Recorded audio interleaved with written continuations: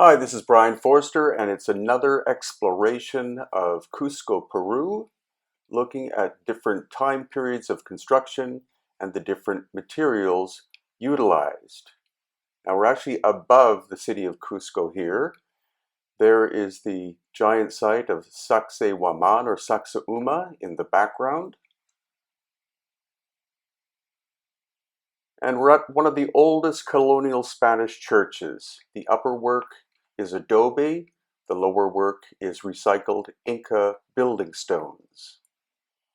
And as we approach the main part of the church, again, we're going to see that the foundation that the Spanish used was the foundation stones of the Inca construction, but the gray stone on top is actually basalt from a much older megalithic construction. So again, the gray stones are from the megalithic works, and then the lighter colored stone is recycled from Inca works. The Inca were not able to efficiently shape the basalt, but they were able to break up the lighter stone and use it in their foundation. Look at the odd one with the pyramid shape, clearly recycled from a much older construction. There's a sun symbol carved into stone by the Inca, and above the darker gray stonework is from the megalithic time period. Now we're starting to walk into the oldest part of colonial Cusco. The foundations, to some degree, are Inca originally, and then the lighter color that you see there is adobe construction done by the Spanish colonial people.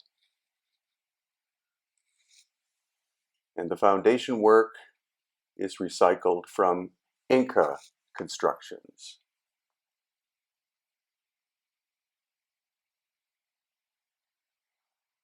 Now, as we walk through the streets of Cusco, again, we see Inca foundation work. The Spanish decided that the Inca work was good enough for their foundations, so they didn't take them down.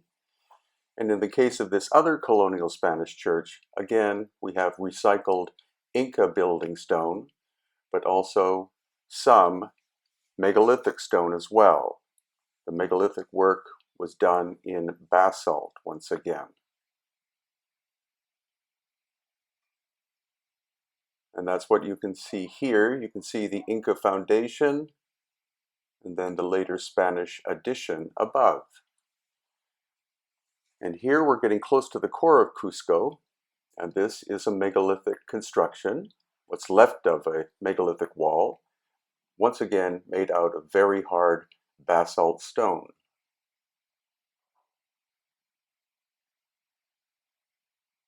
And here we have an Inca construction, actually made out of basalt, but you can see that it's relatively rough in comparison to what we're going to see next.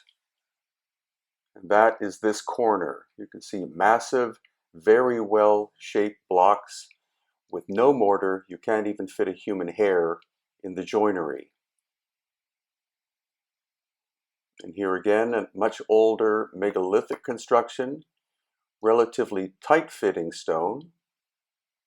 And then we have Spanish repair in the center. And then back to the megalithic. The curious knobs that we find on the stones that still defy proper scientific explanation.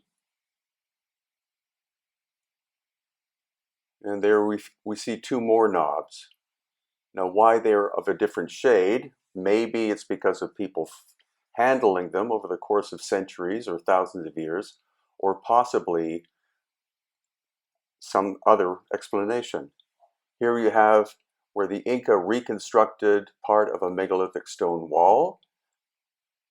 And here you have Spanish colonial, because the Spanish brought the knowledge of concrete with them from Europe. And this is what's left of another megalithic construction, once again in basalt stone. The quarry is actually 50 miles away. And again, you see the very tight fit without any use of mortar whatsoever. And curiously, the wall continues inside a restaurant.